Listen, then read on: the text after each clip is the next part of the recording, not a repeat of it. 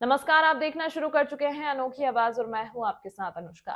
कांग्रेस सांसद प्रियंका गांधी वाड्रा ने आज लोकसभा में अपना पहला भाषण देते हुए न सिर्फ प्रधानमंत्री नरेंद्र मोदी के नेतृत्व वाली सरकार को निशाने पर लिया, बल्कि इंदिरा गांधी, जवाहरलाल नेहरू की सरकारों का बचाव भी किया। उन्होंने पहले ही भाषण में बैलेट पेपर पर चुनाव कराने की कांग्रेस की मंशा जाहिर कर दी। प्रियंका ने सत्ता पक्ष पर हमला करते हुए कहा, आप लोग पुरानी बातें ज्यादा उठाते हैं, वर्तमान की बातें कीजिए। देश को बताइए आपकी जिम्मेदारी क्या है। यह सारी जिम्मेदारी जवाहरलाल नेहरू जी की है। उन्होंने प्रधानमंत्री मोदी का नाम लिए बिना कहा, पहले एक कहानी होती थी, राजा भेष बदलकर लोगों के बीच आलोचना सुनने जाता था। आज के राजा को भी भेष बदलने का बहुत शौक है, लेकिन उनमें ना जनता के बीच जाने की हिम्मत है और ना ही आलोचना सुनने की। प्रधानमंत्री पर हमला करते हुए प्रियंका गांधी ने कहा, नरेंद्र मोदी की जातिगत जनगणना के लिए गंभीरता का प्रमाण देखिए। जब चुनाव में पूरा विपक्ष जातिगत जनगणना की बात कर रहा था, तब नरेंद्र मोदी कह रहे थे, ये आपकी भैंस और मंगलसूत्र चुरा लेंगे।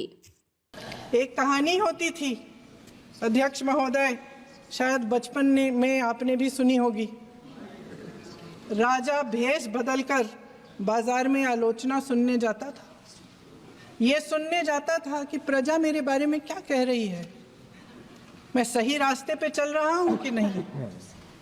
लेकिन आज का राजा, भेष तो बदलते हैं आज के राजा, शौक तो है उनको भेष बदलने का, लेकिन ना जनता के बीच जाने की हिम्मत है और ना आलोचना सुनने की।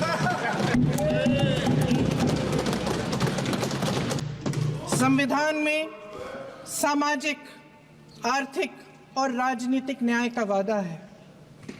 ये वादा एक सुरक्षा कवच है जिसको तोड़ने का काम शुरू हो चुका है।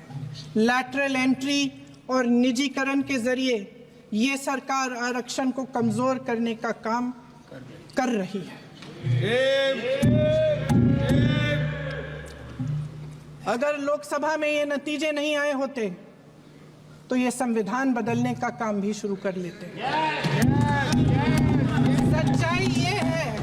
सच्चाई ये है अध्यक्ष महोदय कि आज संविधान बार बार इसलिए कह रहे हैं क्योंकि इस चुनाव में इनको पता चल गया कि इस देश की जनता ही इस संविधान को सुरक्षित रखेगी, कि इस चुनाव में हारते हारते जीतने से इन्हें एहसास हुआ कि ये संविधान बदलने की बात इस देश में नहीं चलेगी। आज जनता की मांग है कि जाति जनगणना हो। सत्ता पक्ष के मेरे साथी ने इसका जिक्र किया। ये जिक्र भी आज इसलिए हो रहा है क्योंकि चुनाव में ये नतीजे आए। ये जाति जनगणना इसलिए जरूरी है ताकि हमें पता चले कि किसकी क्या स्थिति है और नीतियां उस हिसाब से बने कि भारत का संविधान संघ का विधान नहीं है।